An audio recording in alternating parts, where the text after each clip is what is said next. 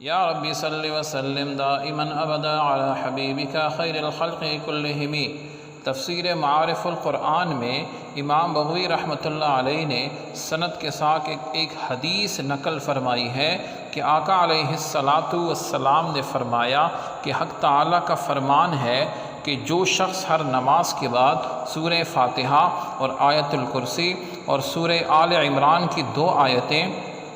ایک آیت شہد اللہ انہ لا الہ الا ہو یہ مکمل، اور دوسری آیت قل اللہم مالک الملک یہاں سے لے کے بغیر حساب تک پڑھا کرے گا تو میں یعنی اللہ رب العزت اس کا ٹھکانہ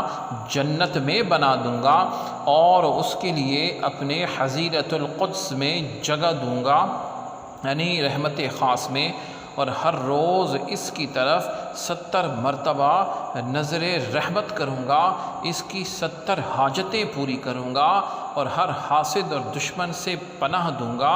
اور اس پر ان کو غالب رکھوں گا۔ سبحانک اللہم و بحمدک اشہد ان لا الہ الا انت استغفرک و اتوب الیک۔